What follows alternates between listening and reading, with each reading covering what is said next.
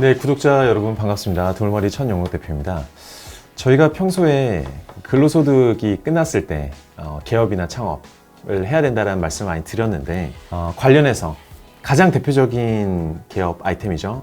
치킨부터 한번 시작을 해볼까 합니다. 국내에서 치킨 산업에 대해서 누가 가장 잘 알까를 고민해보다가 치킨 플러스의 유민호 대표님을 모셔서 치킨집을 차리는 것에서부터 프랜차이즈업의 현황들과 특히 치킨 플러스의 경우에는 어떻게 성장을 도모하고 있는지 일반인들에게는 어떤 옵션들이 있는지를 두루 살펴보고요. 좀 추가로 이 치킨 플러스 모델이 제가 보다 보니까 그냥 투자자 관점에서도 굉장히 독특한 모델이라는 생각이 들었어요. 실제로 투자도 많이 받으셨고요.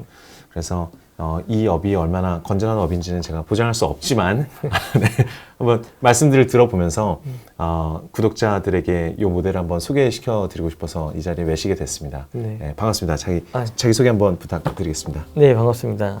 저는 치킨 플러스라는 브랜드를 운영하고 있고 회사 이름은 주식회사 돕는 사람들이에요. 네? 돕는 사람들. 돕는 사람들. 네. 헬퍼. 네, 헬퍼입니다. 네. 저희 영어 이름은 홀딩 핸즈. 홀딩 핸즈. 예. 네, 지금 대표이사를 맡고 있는 유민호입니다. 반갑습니다. 반갑습니다. 지금 시작하신 지가 얼마나 되셨죠? 저희가 2016년 9월부터 시작해서 네. 지금 3개월째 되고 있는 것 같아요. 3년 3개월인데 저도 시작하실 때쯤부터 이게 통해서 얘기를 듣기는 했는데 지금은 어쨌든 그 가맹점이 거의 400개가 되잖아요. 3년 만에 400개. 근데 예전에도 이렇게 굉장히 빠른 속도로 커가던 프랜차이즈들이 그 내부 사정은 굉장히 힘들다 이런 말씀도 많이 들었었어요. 책 쓰신 분들도 계시고 사실 유명하신 분들 아시잖아요. 어떻게 이 3년 만에 일단 3년 만에 400개 점포를 내는 어떤 비결은 짧게 말씀해 주신다면 무엇이었나요? 치킨 프랜차이즈가 그때도 이제 포하고 레드오션이라고 얘기가 많았는데 기회가 있다고 본 거는 이제 소비자분들이 이제 항상 리뷰나 어떤 댓글이나 이런 걸 보면 치킨 값이 요즘 너무 비싸다 이런 거에 대한 엄청 이제 안 좋은 이제 글들 많이 쓰셔서 기회가 있겠다 생각이 들어. 가격이 예를 들어 현재 비싸다면 그럼 우리가 해결할 수 있는 부분이 있지 않을까? 거기 출발을 했고 그래서 이제 치킨 프랜차이즈 많은 본사들의 어떤 재무 구조를 이렇게 보면서 분석을 했을 때 저희가 나름대로 생각했을 때는 줄일 수 있는 좀 비용들이 있지 않을까? 좀 우리가 효율적으로 잘 사용할 수 있는 비용이 있지 않을까? 라는 고민을 했고요. 그래서 그 비용들을 잘 낮추고 한다면은 가맹점에 공급하는 식자재 가격을 낮출 수 있을 거고 그러면 식자재 가격이 낮기 때문에 소비자 판매가도 낮출 수 있을 것이고 그래서 저희가 소비자 판매가를 굉장히 합리적인 가격에 이제 매우 우수한 제품 개발진들을 모셔서 개발해서 맛있는 제품을 공급한다면 우리가 그래도 좀 따라갈 수 있을 거다라는 생각을 했고 그렇게 사업을 시작하게 됐습니다. 저렴하고 맛있게라는 관념 자체는 사실 누구나 추구할 수 있는 건데 기존의 치킨집들은 프랜차이즈비 그러니까 가맹비를 받아왔었는데 안 받는 업체들이 생기다가 치킨 플러스 대에 이르러서는 오히려 그 돈을 지원해 주시는 모델로 가셨다는 얘기를 들었던 것 같아요. 저희가 오픈할 때 이제 과거의 프랜차이즈는 어떤 그런 사업을 잘하는 노하우를 전수하고 그거에 대한 이제 가맹금이라는 피를 통해서 수익을 얻는 구조의 로열티를 받는 구조였다면 저희는 그 다음 버전의 이제 치킨 어떤 브랜드들 1세대 치킨 브랜드는 가맹금 이런 게 높았고요. 2세대 치킨 브랜드는 당연히 브랜드 경쟁력이 약하기 때문에 당연히 그런 어떤 고객들한테 창업하시는 분들한테 창업형을 더 혜택을 주기 위해서는 새로운 아이디어가 필요했고 그때 가맹금을 안 받는 구조까지 됐고 1세대가 어떤 데고 2세대가 어떤 데죠? 1세대는 이제 다 아시는 BBQ, 교천 이런 데들 처갓집, 페리카나 이런 쪽일 것 같고요.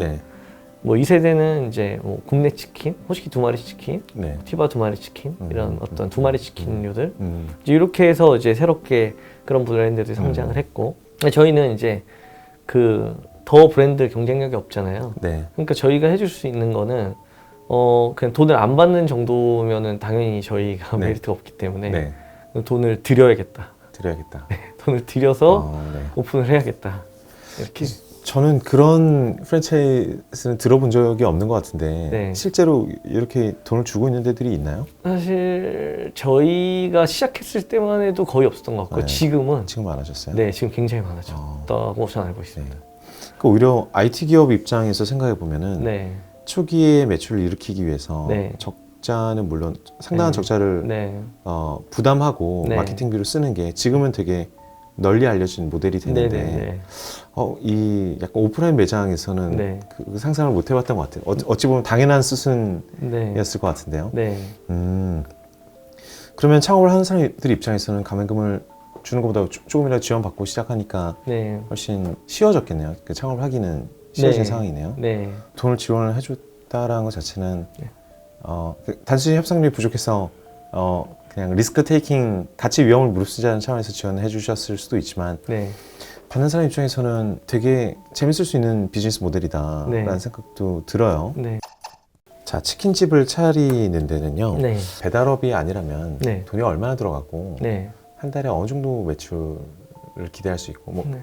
너무 케이스 바이 케이스겠지만 네. 조금 사례를 들려줄 수 있을까요? 그리고 또 일반적으로 폐업률 네. 기업을 하셨다가 실패하시는 케이스가 어느 정도나 되시고 음. 그러니까 어떤 마음가짐을 가진 사람들이 음. 치킨집을 창업해야 되냐 이런 개업을 한 번쯤 고민하고 계셨던 분들에게 네. 해줄 수 있는 말씀이 있으시면 조금 부탁드립니다.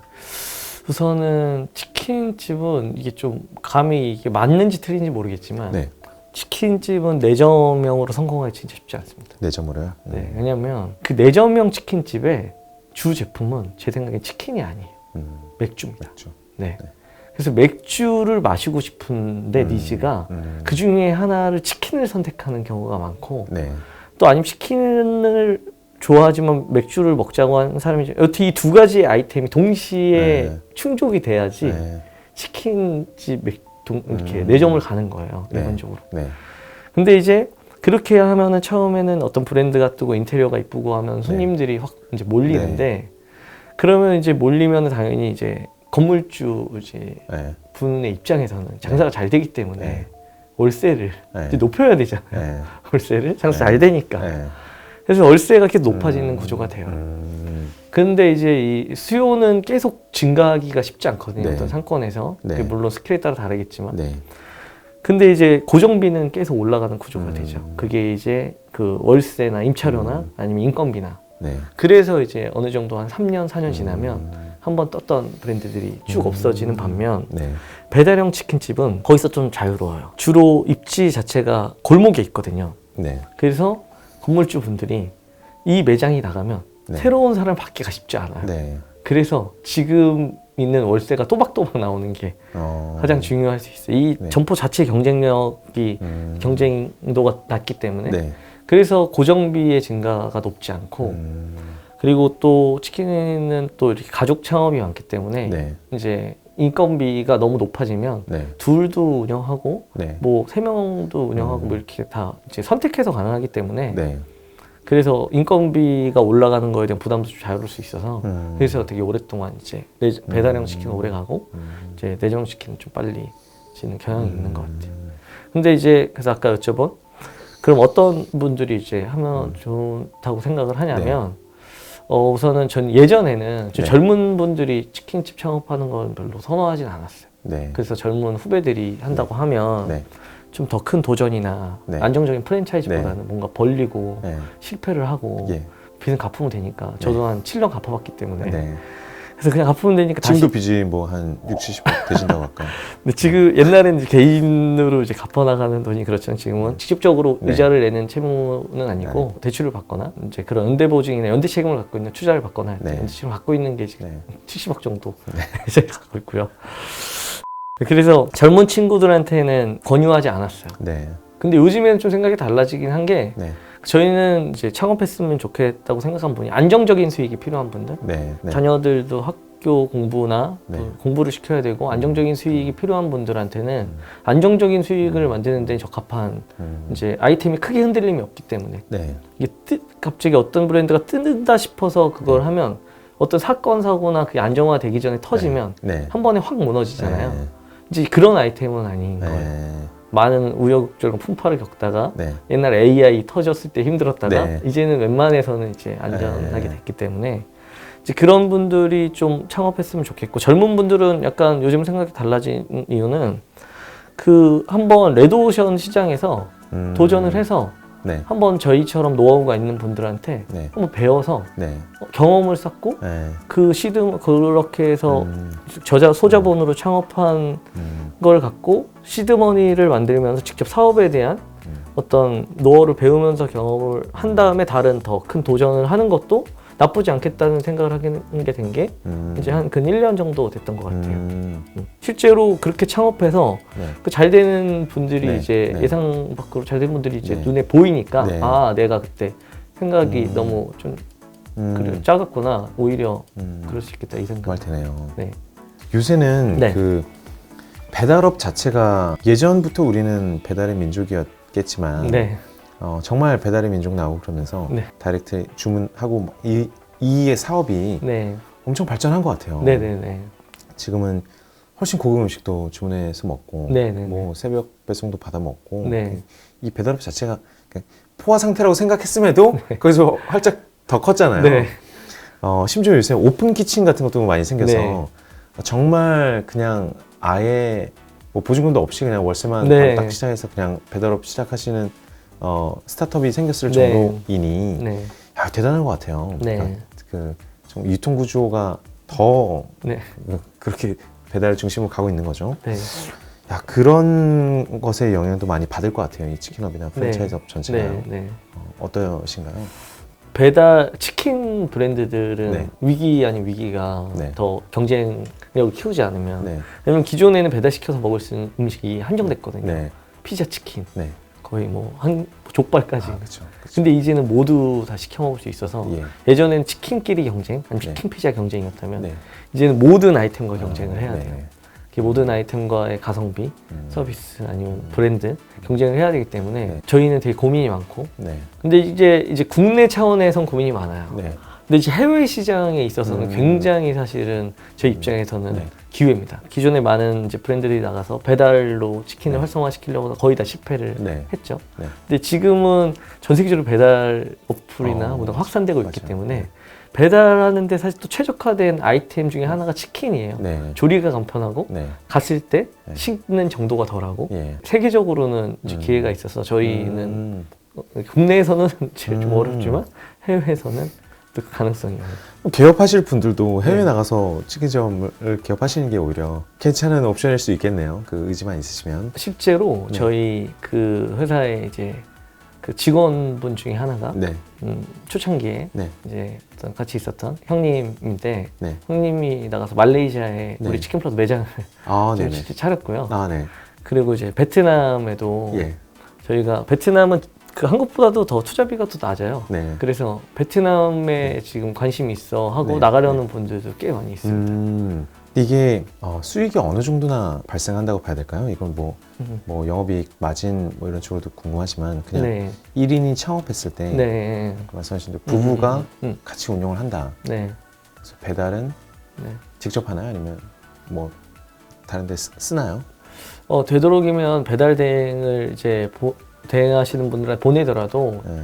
그 직접 하거나 아니면 직원을 뭐 한 분 정도는 한두 분 쓰시기를 권장하는 게, 물론 배달 대행분도 잘 하시겠지만 그 서비스 품질이 당연히 이제 네. 같이 있으면서 얘기를 나누고 네. 하는 직원분이 잘할 확률이 높거든요. 그래서 그 직원분이 같이 있으면 좋겠고, 다만 이제 수익은 이제 저희도 아직 뭐 이제 3년밖에 안 돼 시스템이 네. 완벽하지 않아서 매출 편차가 좀 있는 편이에요. 네. 그래서 뭐 잘 되는 데는 뭐 거의 월 1억 가까이 나온 데도 있지만 안 되는 네. 데도 많이 안 나오고 하는데. 배달만으로 네. 1억이. 네. 거기는 뭐 몇 명이서 운영하고 계신? 일반적으로 그 한 사람당 이제 한 3, 40만 원 정도 이제 배달하는 것까지 포함해서 네. 예를 들어 매출액이 한 50만 원, 60만 원 된다. 네. 그럼 부부가 운영할 수 있어요. 네. 부부가 두 분이 운영하고 네. 하면은 그 직원을 안 쓰고 부부 둘이서 이제 배달하고 하신다면 네. 한 그 정도 되면 한 달에 한 500에서 600만 네. 원 정도의 이제 매출에. 이익이 이제 이익이 발생. 네. 하루에 한 5, 60 정도니까 한 달로 보면 한 1,500 정도, 네, 1,700, 1,800 정도 파시면 음, 부부가 같이 하시는 월세에 따라 또 많이 다른데 저는 그쵸. 되도록이면 골목에 들어가시기를 추천해드리기 때문에 네. 그래서 이게 그 일반 월급 그냥 이제 네. 한 50대 이제 되신 분들이 월급 정도 받아가시는 게 현재 뭐 이 정도 수준이고 네. 그게 아니고 저는 젊은 친구들이 만약에 창업을 한다면 네. 그 무조건 하루에 100만 원 이상은 해야 된다고 생각을 해요. 네. 왜냐하면 그 정도 매출액은 노동력도 뭐 세긴 하지만 그래도 노동이나 이런 게 덜 직원 관리라든지 피로도가 덜 하거든요. 네. 그러니까 그냥 루틴하게 이제 안정적인 수익을 얻을 수 있는 예. 건데 젊은 친구들은 사실 그럴 거면 회사 다니는 게 낫거든요. 그렇죠. 급여를 받고 네. 더. 그래서 한 달에 그래도 하루에 한 100만 원에서 뭐 150, 200 하면 한 달에 이제 1,000만 원 수익이 뭐 가능할 수 있으니까 한 달에 네. 하루에 한 100만 원 정도 매출이 발생하면 인당 말씀하신 거죠? 젊은이 1인당 100만 원 정도 올려야 된다. 아니 아니 그냥 매출액. 예. 네, 어차피 그 인원은 한 30만 원, 30만 원에 한 명 쓴다고 생각. 그러면 하루 매출 100만 원이면 한 3, 4명. 3, 4명 정도 네, 써야. 4명 정도 이제 배달하는 네. 직원을 정직원 채용한다고 생각했을 네. 때 이제 그래서 그러면은 이제 하루 100만 원쯤 나오면 그 직원분들 인건비를 다 주고 나서 네. 한 700 정도 남아요. 네. 한 700만 원쯤 남는 것 같고 물론 그것도 월세에 따라 좀 다른데 그래서 한 150만 원쯤 이제 팔면 한 달에 1,000만 원 이상 가는데 네. 이거는 이제 그 말씀드린 것처럼 선택의 문제예요. 점포랑 우리 브랜드를 하나 창업하는데 한 그냥 점포하고 인테리어하고 설비까지 하면 총 1,500만 원이면 사실 창업이 가능하거든요. 네네. 제가 직접 점포 알아봐서 창업했던 인천의 매장은 네. 1,300만 원에 인테리어 설비 뭐 네. 다 보증금 네. 해서 1,300만 원이 들었기 네. 때문에 그게 이제 기존에 장사가 안 되는 있는 곳을 잘 찾아가서 네. 인수하면 되거든요. 네. 다 돼 있기 때문에 그럼 노후된 것만 고치면 되니까 그렇게 해도 창업이 가능한데 내가 딱 그 돈만 있으면 매출을 그렇게 높이기 쉽지 않은 거예요. 초기에 이제 운영 자금을 내가 얼마나 투여를 할 거냐. 그래서 초기에 그 직원도 얼마 더 네. 서비스 품질 높이기에 네. 더 많이 이제 채용을 해놓고 네. 홍보도 예. 또 내가 얼마나 좀 높게 투자를 하고 네. 서비스도 내가 얼마나 많이 줄 거냐에 따라서 네. 아까 3,000만 원을 만들 수도 있고 네. 월 매출액을 1,800을 만들 수도 있고 네. 5,000만 원을 만들 수도 있고 우리 1호점처럼 네. 8, 9천, 1억을 만들 수도 있고 네. 네. 그러면 예를 들어서 네. 한 3천만 원 정도 가지고 그 매장을 인수하고 네. 뭐 서울 지역 굉장히 뒷골목이라 생각하고 네, 예. 운전 자금을 뭐 어느 정도나 확보해 놔야 될까요? 그 점포 보증금하고 이제 그 권리금, 설비 네. 권리금 해서 되도록 1,500만 원 정도 나와 있는 매물을 인수를 하는 게 좋고요. 네네. 아니 그 인수하는데 한 3천이 들었다 치면 3천 썼고 네. 이제 현금을 총알을 얼마나 가지고 네. 마케팅이나 이제 서비스를 하기 위한 총알은 네. 뭐 어느 정도 가지고 시작하는 게 맞을까요? 매출액을 제 생각에 하루에 약간 80에서 100만 원 정도 네. 만들려면 여유자금을 한 1,000에서 1,500만 원 정도. 그래서 제가 아까 이게 다시 말씀드린 게 3,000만 원 정도가 네. 딱 그 여유자금까지 포함됐을 때 3,000 정도 있으면은 그 여유자금 해서 80, 100만 원까지 올릴 수 있는 수준이 네. 되는 것 같아요. 생각보다 굉장히 저렴하게 가능하네요. 그 네. 임대료 자체를 아끼기 위한 최선을 다 했을 때. 네네네. 그래서 지금 이렇게 경쟁이 치열하고 한 게 사실 저희들한테는 기회예요. 네. 그 점포가 더 싸게 나오는 네. 그런 상황을 만들어주기 때문에